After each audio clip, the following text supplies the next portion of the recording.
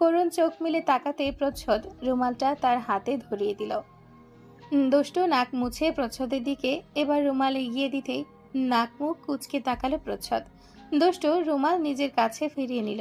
দুষ্টুর পাশে বসে জুতা পরতে পরতে প্রচ্ছদ শাসন ভরা স্নেহের গলায় বলল, এমনিতেই গলা বসিয়ে ফেলেছেন, তার উপর আবার কান্নাকাটি করছেন কেন? দুষ্টু তেজের চোটে বলল। Shut up. প্রচ্ছদ অবাক চোখে চাইল। Shut up? আশ্চর্য, এখানে শাট আপ বলার কি হলো? অনেক কিছু হয়েছে, আপনি তুমি বারবার গুলিয়ে ফেলেন কেন? আমার বিরক্ত লাগে। প্রচ্ছদ ঠোঁট বিকৃত করে চাইল। দুষ্টু চোখ বন্ধ করে খানিকক্ষণ নির্ভীতে বসে রইল। এরপর ঠান্ডা গলায় শুধালো, বিয়ের একদিন যেতে না যেতেই সবাইকে ডিভোর্সের কথা বলাটা কি ঠিক হয়েছে? মাথা নিচু করে জুতার ফিতা বাঁধতে বাঁধতে প্রচ্ছদের উত্তর এলো। বাসরাতে সদ্য বিবাহিত স্বামীর কাছে ডিভোর্স চাওয়াটাও কি ঠিক হয়েছিল? তো ডিভোর্স চাইবো না? আমি অন্য কাউকে ভালোবাসি, আপনি বুঝতে পারছেন না? প্রচ্ছদ উঠে দাঁড়িয়ে ধীর গলায় বলল, নিশ্চয়ই পারছি, আর পারছি বলে আপনি এখনো আমার সামনে দাঁড়িয়ে এভাবে কথাগুলো বলতে পারছেন। দুষ্টু অভিমানে টলমলে হয়ে প্রশ্ন করল। দুষ্টুর অভিমানী চোখের দিকে তাকানো মাত্র পিছিল হাসল প্রচ্ছদ। বলল, বিয়ের রাতে ডিভোর্স চাইতে পারলে আমি কেন আমার পরিবারকে জানাতে পারবো না? একসময় না একসময় তো তারা সব জানবেই। আর আমি আপনাকে ছোট করেছি, তবে আপনি তো আমাকে নিকৃষ্ট বানিয়ে দিয়েছেন। বিয়ের রাতেই ডিভোর্স চেয়ে বুঝিয়ে দিয়েছেন আমি পুরুষ কতটা অক্ষম, কতটা নিষ্প্রয়োজন, কতটা অপদার্থ। দুষ্টু ফ্যাল ফ্যাল চোখে তাকিয়ে থাকলো কিছুক্ষণ। এরপর অনেকক্ষণ পর ঠোঁট আলগা করে বলল, আপনার মা কিচ্ছু বললো না? সবাই এত স্বাভাবিক কিভাবে সম্ভব? আচ্ছা, আমি পালালাম, আপনার মা আমাকে ধরে নিয়ে এলো, তা সত্ত্বেও আপনার মা কিভাবে আমার সাথে আপনার বিয়ে দিতে পারে? দুষ্টুর কৌতূহল ভরা চোখের দিকে এক পলক তাকিয়ে প্রচ্ছদ হালকা গলায় উত্তর দিল, আমার ক্লাসের দেরি হয়ে যাচ্ছে, আমি আসছি। সাবধানে থেকো, কারোর সাথে তর্ক করো না। নতুন বউদের এত উড়নচণ্ডী মানায় না, একটু লজ্জা লজ্জা ভাব নিয়ে চলতে ফিরতে হয়। দুষ্টুকে কথা বলার কোনো সুযোগ না দিয়ে প্রচ্ছদ পা বাড়ালো। দুষ্টু হাতে রাখা রুমাল মুঠোয় মুচড়ে ফেলল। বাইরে রোদে ঝিলিক বাড়ল, সাথে বাড়ল দুষ্টু নামক যুবতীর বুকের ভেতর তেজের ঝিলিক। রাগ হওয়ার নতুন আরেকটি মাত্রা যোগ হলো তখন, যখন খেয়াল হলো প্রচ্ছদ আবার আপনি তুমি গুলিয়ে ফেলেছে। রাগে দুঃখে রৌদ্রস্নান মাখামাখি বিছানাটায় ধপ করে বসে পড়ল সে। এরপর ক্রোধে না অভিমানে না দম বন্ধে নাকি প্রিয় মানুষটির অভাবে ঠিক বুঝতে পারা গেল না। তবে দুষ্টুর ওই গভীর সুন্দর চোখজোড়া কানায় কানায় পূর্ণ ঠিক দিঘির জলের মতোই ভাসমান হলো। রোদ্দুরে চিকচিক মুক্তোর মতো জানান দিল নীরের সৈন্যদল।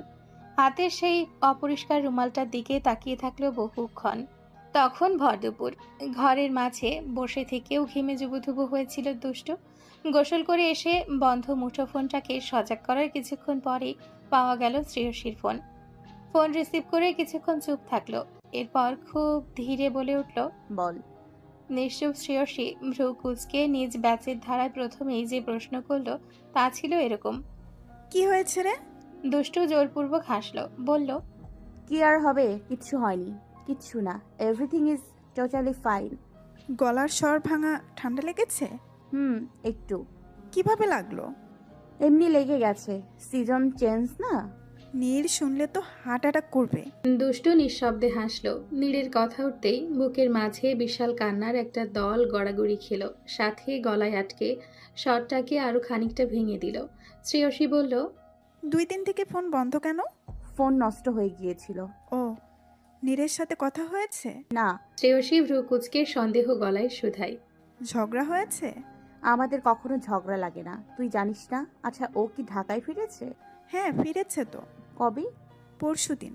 দুষ্টু বিস্ময়ে উচ্চ স্বরে প্রায় চেঁচিয়ে বলে উঠল। কি? শ্রেয়সী আকস্মিক চিৎকারে থতমত খেয়ে গেল। হ্যাঁ, ও তো পরশুদিনই এসে পড়েছে। আর পরশুদিন থেকে তোকে ফোনে না পেয়ে নীর তো চিন্তায় অস্থির। দুষ্টু মুখে হাত দিল। অবাকতা চরম শিখরে পৌঁছালো। খেয়াল করলো এমন অপ্রস্তুত কথায় সে ঘেমে নিয়ে আবারও অস্থির হয়ে উঠেছে। গলার স্বর বন্ধ হয়ে গিয়েছে। হাজারো চেষ্টা করেও কথা বলা যাচ্ছে না। শ্রেয়সী বলে গেল তার স্বরে। শোন শালি, কাল দেখা করবি বুঝছিস? আমার অনেক গল্প আছে, নীরও থাকবে, ওর সাথে যোগাযোগ করিস। আল্লাহ হাফেজ দোস্ত। ফোন কেটে দিয়ে দুষ্ট অস্থির চিত্তে সারা ঘরময় পায়চারি করলো। কিছুক্ষণ পর কাপা হাতে একটা নাম্বারে ডায়াল করে আর্তনাদ স্বরে বলে উঠল। আপু, দৃষ্টি ঘুম থেকে ধড়ফড়িয়ে উঠল। ভীত কণ্ঠে জিজ্ঞেস করলো। কি হয়েছে, কাঁদছিস কেন? গলা ভেঙেছে কিভাবে? আপু, দৃষ্টির আদর মাখা ডাক। কি হয়েছে আপু, বল। আপু নীর পরশুদিনই চট্টগ্রাম থেকে ঢাকা এসে পড়েছে। দৃষ্টি হতবিহ্বল কণ্ঠে বলল। হ্যাঁ, কি বলছিস? দুষ্টু নাক টেনে কণ্ঠ যথাসম্ভব স্বাভাবিক করে তোলার চেষ্টা করে বলল। পরশুদিন আমার গায়ে হলুদ ছিল আর ওই দিনেই নীর ঢাকা এসে পড়েছে। আমি তো ভেবেছিলাম ও চট্টগ্রামে আছে। একবার যদি জানতে পারতাম ও ঢাকায়, তাহলে এই বিয়েটি এত কাণ্ড ঘটতো না। ওকে সব খুলে বললেই ও ম্যানেজ করে নিত। অ্যাটলিস্ট আমি ওর সাথে পালিয়ে যেতে পারতাম। আমি কত বড় ভুল করে ফেললাম। আমার শ্বাস প্রশ্বাস বন্ধ হয়ে আসছে আপু। শিট, তুই ফোন করে যোগাযোগ রাখিসনি কেন নীরের সাথে? দৃষ্টির কণ্ঠে রাজের বিরক্তি। দুষ্টু রেগে বলল। তুমি জানো না মা, আমার ফোন গায়ে হলুদের দিন থেকেই নিজের কবজায় রেখেছিল। কাল বিয়ে হয়ে যাওয়ার পর ফোন আমার হাতে দিয়েছে। মাকে নীরের ব্যাপারে সব বলে দেয়াই ছিল আমার জীবনের সবচেয়ে বড় ভুল। তুই অন্য কোনো নাম্বার নিয়ে নীরের সাথে যোগাযোগ করবি না, গবেট। আমি তো আর জানতাম না নীর ওই দিনই ঢাকায় আসবে। ভেবেছিলাম অন্য কারো নাম্বার দিয়ে যোগাযোগ করলে ও সন্দেহ করবে, হ্যান তেন নানান প্রশ্ন করবে। আমি সব কি করে বসলাম? আগে ওকে সব কেন খুলে বললাম না? আমার নিজের ওপর ভীষণ রাগ লাগছে।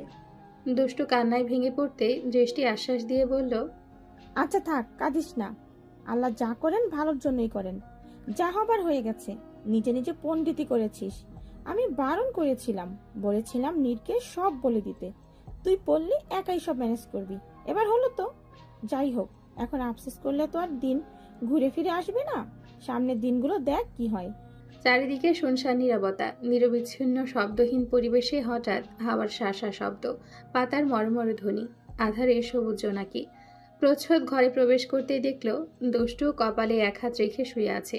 ঘরে ঢুকে শার্ট খুলে প্রচ্ছদ তড়িৎ বেগে বাসার টি শার্ট পরল। ওয়াশরুম থেকে ফ্রেশ হয়ে এসে বলল। আজ কি খাটে একসাথে থাকার প্ল্যান? দুষ্টু কপাল থেকে হাত সরিয়ে নিষ্প্রভ গলায় জবাব দেয়। কালকে মেঝেতে থেকে আমার গলা ভেঙেছে, সো আজকে আপনি মেঝেতে শুবেন। প্রচ্ছদ তারা গলায় বলে। আমি আমার বিছানায় থাকবো। তোমার সমস্যা হয় তুমি অন্য কোথাও যাও। দুষ্টু উঠে বসে আগ্নেয়গিরির ন্যায় তাকিয়ে থাকলো, যেন ভস্ম করে দিবে সামনে দাঁড়িয়ে থাকা অবাধ্য এই যুবককে। কিংবা অপরাধের শাস্তি হিসেবে মৃত্যুদণ্ড দিতে পারলে বেশি ভালো হতো। তেজে ঝাঁঝে দুষ্টু বলল। ঘরে ডিভান কিংবা সোফা রাখতে পারেন না? না, পারি না। আমি তো আর এত বড় লোক নই যে ঘরের মাঝেই ড্রয়িং রুম গড়ব। এক রুমে দুটো এসি লাগাবো। একদম খোঁচা দিয়ে কথা বলবেন না, ঠোঁট কেটে রেখে দিব। অবশ্যই থাকতে হয়। এখন বিয়ে করেছেন না, ঘরে একটা সোফা রাখবেন। বিয়ে করলে মানুষ ঘরে সোফা রাখে? হ্যাঁ রাখে তো, যাতে বর বউয়ের ঝগড়া হলে আলাদা থাকতে পারে। প্রচ্ছদ বিরক্তির স্বরে বলল। 3 মাসের জন্য এসব কেনার কোনো মানেই হয় না। দুষ্টু চুপসে গেল, গাল ফুলিয়ে তাকালো প্রচ্ছদের দিকে। প্রচ্ছদ নিঃশব্দে নিচে বিছানা পেতে শুয়ে প্রশ্ন করল। তোমার বয়ফ্রেন্ড জানে না বিয়ের কথা? কপালে আবারও হাত রেখে বন্ধ চোখে নিমিত্তে দুষ্টু উত্তর দিল। না, সাজানোর প্রয়োজনও নেই, ডিভোর্সেই তো দিব। পরে সব জানালেই চলবে, এখন জানালে বিষয়টা অন্যরকম পর্যায়ে চলে যাবে। কেন? কারণ আমি ওকে জানিয়ে বিয়ে করিনি। ও বলতে পারে আমি ওকে ঠকিয়েছি। ডিভোর্স নিয়ে যাওয়ার পর বলবে না আপনি ওকে ঠকিয়েছেন? জানি না, সবভাবেই ঠকানো হচ্ছে।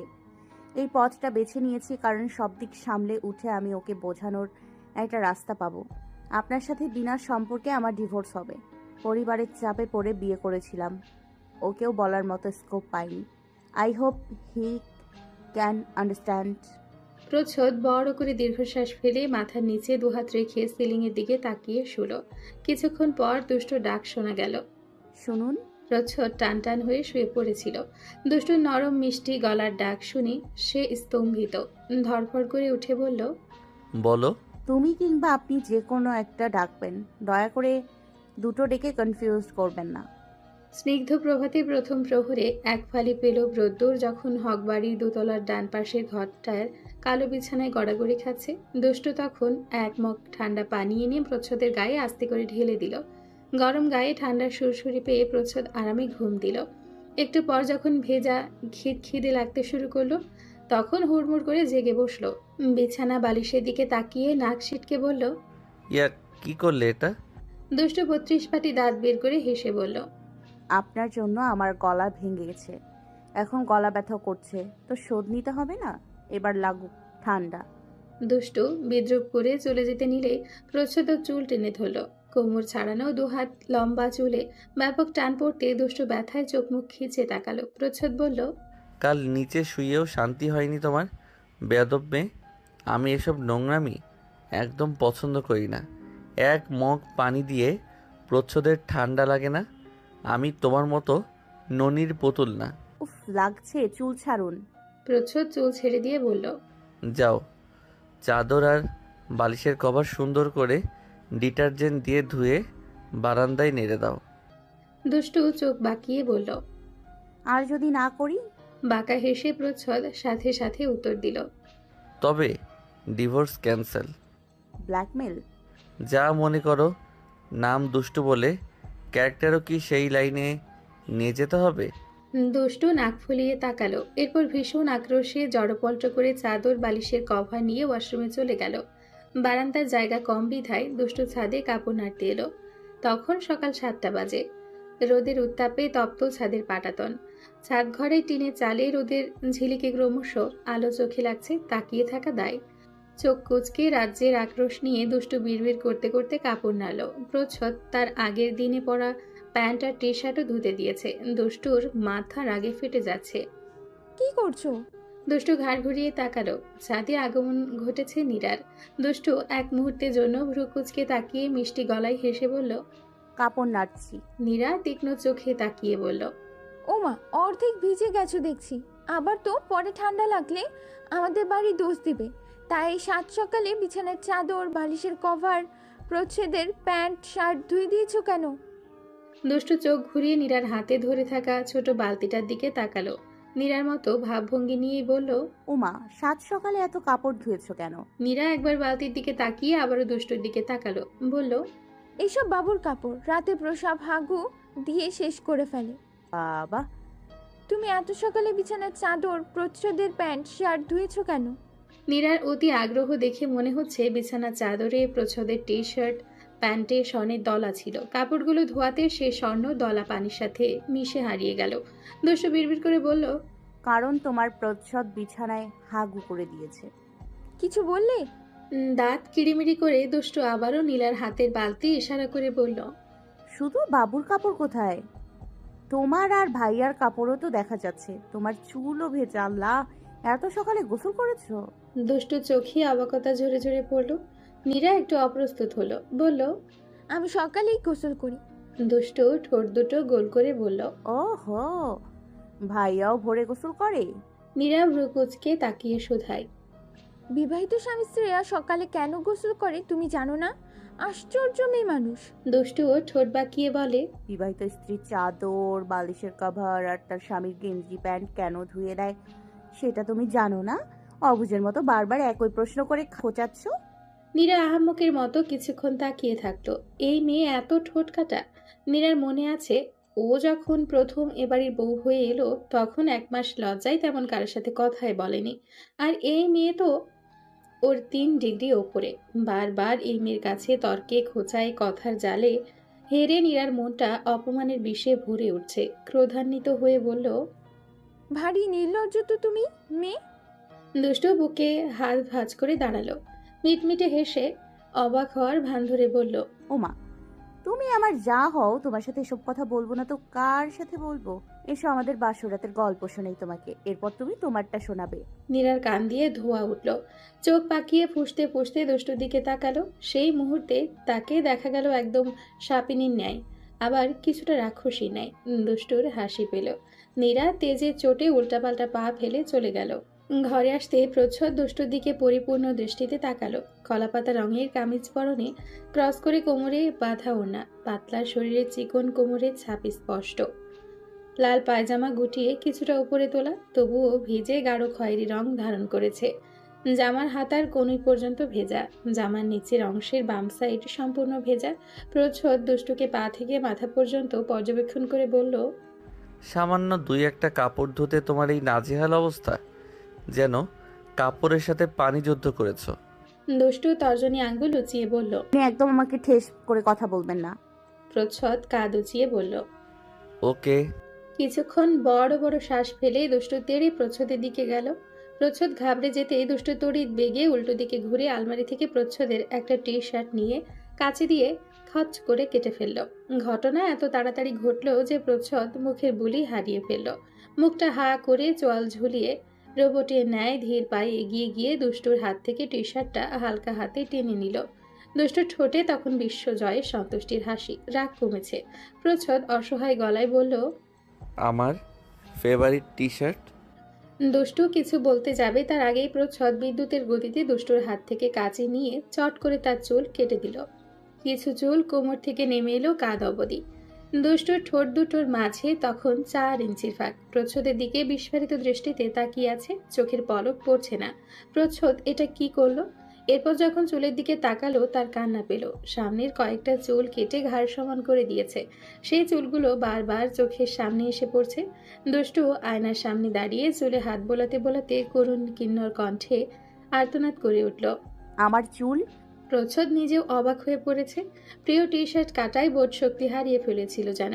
ও জানে দুষ্টু ও চুল নিয়ে ভীষণ কনসার্ন। প্রচ্ছদ থেমে থেমে বলল, অতটাও খারাপ লাগছে না, কিন্তু কাটা দিয়ে বেঁধে রাখলে বোঝা যাবে না। দুষ্টু ধমকে উঠল। চুপ থাকুন আপনি। সামান্য একটা গেঞ্জির জন্য এইভাবে আমার চুল টানবেন, অসভ্য লোক। দুষ্টু ধমকে প্রচ্ছদ চুপ থাকলো। নীল রঙের টি শার্টটা উল্টে পাল্টে দেখতে লাগলো ভালোভাবে ঠিক করা যায় কিনা। কিন্তু না, ঠিক করার উপায় নেই। প্রচ্ছদ টি শার্টের দিকে তাকিয়ে থাকলো কিছুক্ষণ। এই টি শার্টটায় যে কত স্মৃতি জর্জরিত। ও দীর্ঘশ্বাস ফেলে। দুষ্টু চুল আঁচড়াতে আঁচড়াতে বলে, আপনার ভাবি হচ্ছে এক খারাপ, আর আপনি হচ্ছেন মহা খারাপ। প্রচ্ছদ ভ্রুকুচকে তাকালো। কোন ভাবি? নীরা ভাবি। কি বলেছে? কি আর বলবো, ছাদে কাপড় নাড়তে দেখে জিজ্ঞেস করলো চাদর ধুয়েছি কেন, আপনার প্যান্ট শার্ট ধুয়েছি কেন, হ্যানত্যান। তুমি কি উত্তর দিলে? বললাম আপনি বিছানায় হাগুমুতু করেছেন। প্রচ্ছদ নাক ফুলিয়ে চোখ পাকিয়ে তাকালো। ভ্রুকুটি করে ভাবলো কিছুক্ষণ, এরপর বলল, ওর সাথে অত কথা বলতে চেও না। ওর কৌতূহল একটু বেশি। সব বিষয়ে খোঁচানো স্বভাব আমার পছন্দ না। তোমার সাথে ওর দিনে রাতে উঠতে বসতে 10 বার করে মারামারি হবে। আপনি বেশি জানেন? না, আমি কিভাবে বেশি জানবো? তুমি তো সব জানতা শমসের, তাই না? হ্যাঁ, মারামারি হলে আপনি ফেরারি থাকবেন। এই দুনিয়ায় আমার আর কাজ নেই তো। দুষ্টু মুখ বাঁকালো। কিছু মনে পড়েছে এমন ধারায় বলল, ও শুনুন, আপনার সাথে আমার গুরুত্বপূর্ণ কথা আছে। বলো। কথাটা হলো, আজকে আমার বাইরে বের হতে হবে। প্রচ্ছদ এক চোটে নাকচ করল। অসম্ভব। বিয়ের মাত্র 2 দিন। মা কখনো আজ তোমাকে বাইরে বের হতে দিবে না। এই জন্যই তো আপনাকে বলা, আপনি ম্যানেজ করবেন। প্রচ্ছদ বামভ্রু উঁচু করে বলল, কেন? কি এত প্রয়োজন? অনেক প্রয়োজন, আমার বন্ধুদের সাথে দেখা করতে যাব। প্রচ্ছদ এক ঝলক নরম চোখে দুষ্টুর দিকে তাকিয়ে হালকা আওয়াজে বলল। শুধু বন্ধুদের সাথেই? দুষ্টু মাথা নিচু করে বলল, শ্রেয়সী কাল ফোন দিয়ে মিট করতে বলল, আর আরও আসবে। পলকবিহীন মিনিট কতক প্রচ্ছদ তাকিয়ে থাকলো। জানালার সাদা পর্দাগুলো সরানো, রোদের অনেক তেজ। দৃষ্টি জোড়ায় বিশাল হতাশার পাহাড়, হাজারো কষ্ট, মেঘের ভিড়। কেমন যেন ব্যথা, ঠিক কেমন যেন বুঝতে পারে না। ব্যথাটা ক্রমশ বাড়ছে যখন মাথায় বারবার বলের মতো ঢপ খেয়ে যাচ্ছে ও শব্দটা। দুষ্টুর কণ্ঠে এই ও উনি শব্দগুলোর অধিকার কি শুধুই প্রচ্ছদের নয়? সে অনেকক্ষণ পরে আস্তে করে বলল শুধু, রেডি হয়ে থেকো। সকাল 8টার দিকে ঝিরিঝিরি বৃষ্টি এলো। ভীষণ গরমে নেতিয়ে যাওয়া বৃক্ষ সতেজ হলো। ধুলোময় মাঠঘাট পথ রাস্তা বৃষ্টির ছটায় সিক্ত হলো। টিয়া ভার্সিটি চত্বরে পৌঁছালো। বহু আকাঙ্ক্ষিত মানুষটার জন্য অপেক্ষা করলো পুরো 7 মিনিট। মাথার উপর নরম রোদ, ঠান্ডা পবনে উড়ছে নীল ওড়নার সাদা পাড়। ক্লান্ত চোখে পুরো ভার্সিটিতে একবার চোখ বোলাতেই যখন একপাশে মানুষটাকে পিয়নের সাথে কথা বলতে দেখা গেল, টিয়ার মন পাখি তখন ফুরুত করে উড়ে গেল। হৃদপ্রদীপ নিভে গেল। প্রেম মন শয্যাশায়ী হলো। টিয়া বুকে হাত রাখলো। এরপর অনেকক্ষণ বাদে ধীর পায়ে এগিয়ে গেল। মানুষটার সামনে দাঁড়িয়ে বলল, আসসালামু আলাইকুম স্যার। প্রযুক্ত ঘুরে তাকালো। চোখে মোটা ফ্রেমের চশমা, গালের দাড়ি কামানো, তামাটে বর্ণের মুখ। ভীষণ কঠিন মানুষটাকে দেখলে ভেতর থেকে শ্রদ্ধা আসে, ভয় কাজ করে, কথা বলতে সংকোচ বোধ হয়। প্রযুক্ত রসকসবিহীন গলায় সালামের জবাব নিয়ে জিজ্ঞেস করলো, তোমার নাকি কোনো চাপটার সমস্যা? টিয়া আস্তে করে জবাব দিল। জি স্যার। অফিস রুমে যাও, আমি আসছি। টিয়া মাথা নাড়িয়ে অফিস রুমের উদ্দেশ্যে পা বাড়াতেই প্রযুক্ত ডেকে উঠল। টিয়া অতি উৎসাহ নিয়ে তাকালো। প্রযুক্ত বলল, তোমার ভাই আসবে না? টিয়ার মন খারাপ হলো। ডানে বামে হালকা করে মাথা নাড়িয়ে উত্তর দিল। জানি না স্যার। কিছু মনে পড়ার মতো ভঙ্গি করে টিয়া বলল, ও স্যার, আপনাকে জেঠি আম্মু সুতায় বাসায় যেতে বলেছে, হয়তো ফোনও করবে। পার্সোনাল কথা ভার্সিটির বাইরে বলবে। অফিস রুমে যাও। টিয়া ঠোঁট টিপে মাটির দিকে চেয়ে পা বাড়ালো। চ্যাপ্টারটা বুঝেও গর্ধব টিয়া বইয়ের সবচেয়ে ভালো এই অধ্যায়টাই পারে। প্রচ্ছদ প্রযুক্ত সেই ছোটবেলার বন্ধু। কলেজ ভার্সিটি একসাথে পড়ার সুযোগ না হলেও কালে ভাগ্যক্রমে একই ভার্সিটিতে লেকচারার হিসেবে জয়েন করার সুযোগ পেয়েছে। টিয়া বলেছিল বাসায় গিয়ে চ্যাপ্টারটা বুঝিয়ে দিয়ে আসতে, কিন্তু ইগোওয়ালা লোকটা তো যায়নি, বরঞ্চ 1 ঘন্টা আগে টিয়াকে ভার্সিটি আসতে বলেছে। ব্যাস, টিয়াও এখন ট্রিক খাটালো।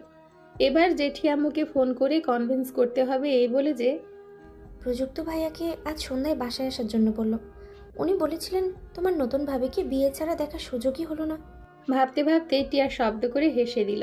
মাথার উপর দিয়ে টিউ টিউ শব্দ করতে করতে উড়ে গেল নাম না জানা এক সুন্দরী পাখি। টেকেলের মতন দুষ্টু প্রচ্ছদের কথা মতন রেডি হয়েছে 8টায়। 2 ঘন্টা থেকে রেডি হয়ে বসে আছে।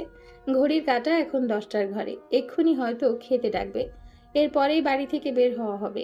আয়নার সামনে দাঁড়িয়ে প্রচ্ছদ শার্টের হাতা ফোল্ড করছে। মেরুন কালার শার্টের বুকে 2টো বোতাম খোলা, হাতে মেটে রঙের ফিতার ঘড়ি। দুষ্টু গালে হাত দিয়ে প্রচ্ছদের রেডি হওয়া দেখে ভ্রু কুঁচকে তাকালো। হিরোর মতন সেজে যাচ্ছেন কেন? আপনার ক্লাস নেই আজ? পারফিউম লাগিয়ে উত্তর দিল প্রচ্ছদ। যাব না আজ, কেন? বিয়ের ছুটি চলছে। দুষ্টু বিস্ময় নিয়ে তাকালো। তবে কাল কোথায় গিয়েছিলেন? ভার্সিটিতেই। কিছুদিন আগে মিড টার্ম এক্সাম হয়েছে, খাতা নিয়ে ঝামেলা হয়েছিল, তাই গিয়েছিলাম। দুষ্টু ঠোঁট গোল করে বলল। ও, 1 মিনিট পরেই খাবার খেতে ডাইনিং রুমে যেতে বলল কাজের মেয়েটা। দুষ্টু দীর্ঘশ্বাস ফেলে প্রচ্ছদের পেছন পেছন চলল। খাবার টেবিলে বসে কয়েক লোকমা খাওয়ার পরে শিরিন হক মোটা স্বরে প্রশ্ন করলেন, রেডি হয়েছো যে? 7 সকালে কোথাও যাচ্ছো? ব্যাস, ওতেই দুষ্টুর গলার ভাত আটকে গেল। শিরিন হক কাজের মেয়েটাকে বললেন দুষ্টুকে হালকা গরম পানি দিতে। মেয়েটার এমনিতেই ঠান্ডা লেগেছিল কাল। দুষ্টুর পানি খাওয়ার সময় প্রচ্ছদ উত্তর দিল, মা, আমি একটু বের হচ্ছি ওকে নিয়ে, শপিং করতে যাব। শিরিন হক খাওয়ায় মনোযোগী হয়ে বললেন, তা ভালো, ওর কমফোর্ট মতো জামা কিনে দিও। আচ্ছা। শোনো, আজ সন্ধ্যায় প্রযুক্তকে আসতে বললাম। ভালো করেছো মা, অনেক দিন ওর সাথে আড্ডা হয় না। খানিক বাদে সবাই খাওয়া শেষ করে চলে গেল। টেবিলে তখন শুধু শিরিন হক এবং দুষ্টু। তিনি দুষ্টুর উদ্দেশ্যে বললেন, বড় বউয়ের জন্য পাতলা সুতির শাড়ি আর কয়েকটা ঢিলেঢালা কামিজ মেক্সি নিয়ে এসো। এই সময় আরামটাই আসল। এমনিতেও সারাক্ষণ শাড়ি ছাড়া কিছু পরতেই চায় না। শাড়ি না পরলে নাকি ওর কাছে নিজেকে বউ বউ মনে হয় না।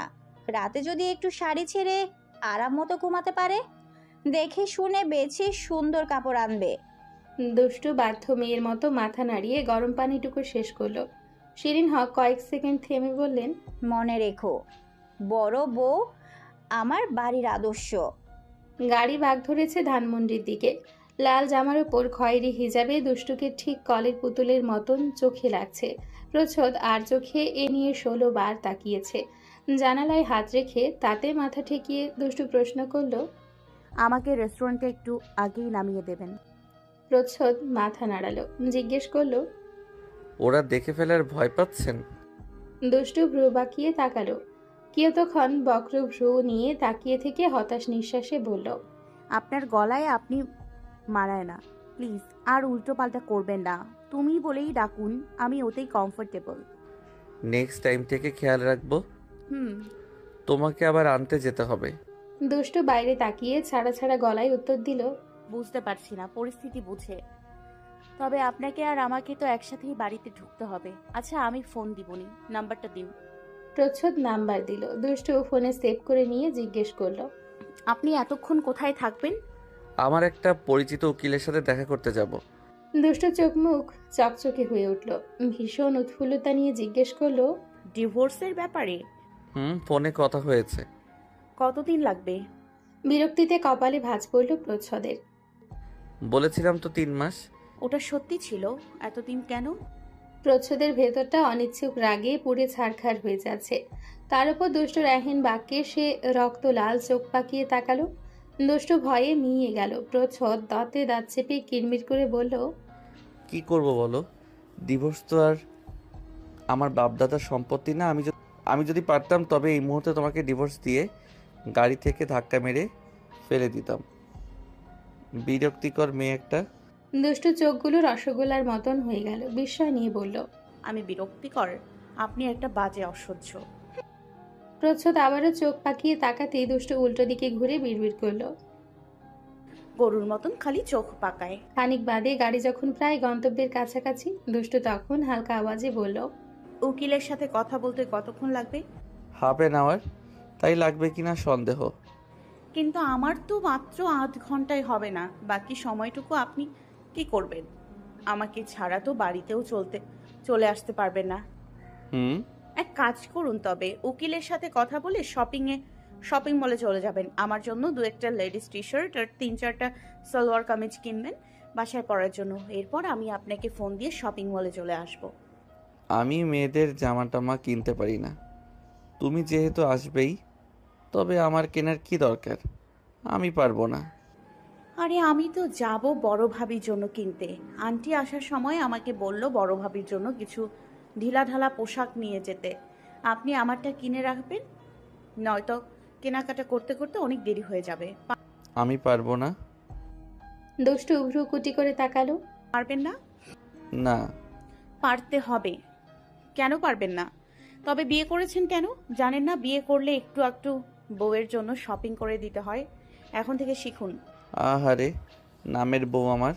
প্রচ্ছদ টেনে টেনে বলল। দুষ্টু তেজ নিয়ে বলে, কথায় কথায় ইনসাল্ট করবেন না।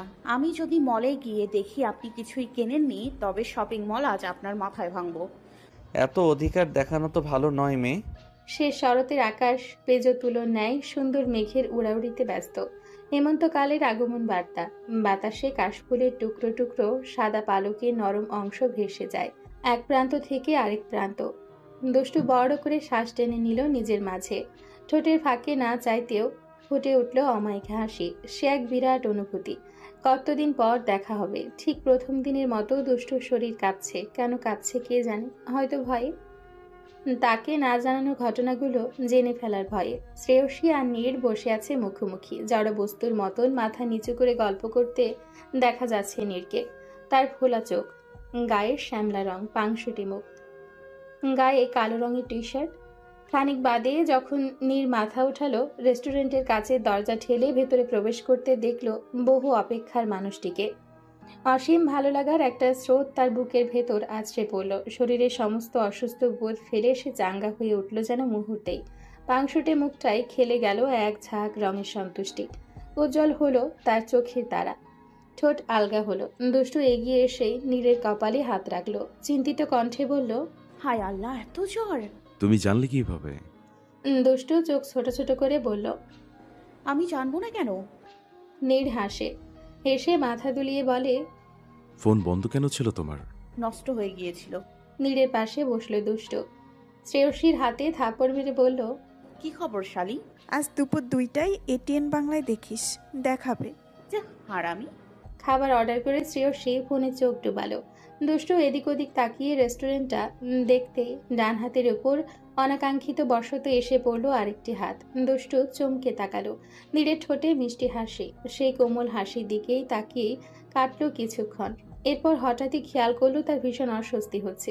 ভীষণ মনের ভেতর নিদারুণ একটা অপরাধ বোধ তরঙ্গের ন্যায় ভাসছে। নীর হেসেই বলল, তুমি জানো তুমি যখন ফোন ধরছিলে না আমার কি অবস্থা হয়েছিল? অসুস্থ না থাকলে কালই ছুটি তোমার বাসার সামনে গিয়ে তোমাকে দেখে আসতাম। দুষ্টু আতঙ্কিত দৃষ্টিতে তাকালো। এরপর ঠোঁটে জোরপূর্বক হাসি টেনে বলল, আমি ভেবেছিলাম তুমি এখনো চট্টগ্রামে, তাই ওভাবে বিষয়টা খেয়াল করিনি। চট্টগ্রামে থাকাকালীন তুমি এত ব্যস্ত ছিলে যে ঠিকমতো কথা বলারই সময় হয়নি। সরি জান, এবার থেকে হবে। অনেক অনেক সময় দেব আর অনেক ভালোবাসবো। দুষ্টু ঠোঁট টেনে হাসলো। নীর দুষ্টুর দিকে কেমন গভীর প্রণয় চোখে তাকালো। বলল, তোমাকে কেমন জানি দেখাচ্ছে। কেমন? লাল কাপড় একদম বউ বউ লাগছে। দুষ্টু পিলে চমকে উঠল। নীরের হাতের নিচ থেকে সজোরে হাত টেনে নিয়ে আমতা আমতা করে বলল, কেন হঠাৎ বউ বউ লাগতে যাবে কেন? জানি না তো, তবে সুন্দর লাগছে। চেহারা লাবণ্যতা ফুটে উঠেছে। তাড়াতাড়ি বিয়ে করতে হবে আমার। এত সুন্দরী প্রেমিকা ফেলে রাখা যাবে না। কখন কে কোথা থেকে নিয়ে চলে যায়। নীর হাসলো। খাবার এলো। জুস খেতে খেতে আবারও সুন্দর করে হাসলো। নীরের মুচকি হাসিটা খুব সুন্দর। শ্রেয়সী নীরের মিটিমিটি হাসি নিয়ে কিছুক্ষণ মজা উড়ালো। কিন্তু তখন পর্যন্ত দুষ্টু আতঙ্কিত দৃষ্টিতে তাকিয়ে রইল। অবাধ্য মন নিজ কণ্ঠে বুকের ভেতর বলে উঠল ভীষণ করুণ সুরে, আমি তোমাকে ভীষণ ভালোবাসি নীর। তোমার এই সুন্দর হাসিটা সব সময় আমার জন্য বরাদ্দ থাকুক, কখনো মিথ্যা না হোক। অপরাধ বোধ, ভয়, জড়তা সব মিলিয়ে দৈবাত্য দুষ্টুর নিজেকে পাগল পাগল লাগলো। এর মাঝে হঠাৎ মনে পড়ে গেল প্রচ্ছদের কথা। খুব দ্রুত বাসায় ফিরে যেতে হবে।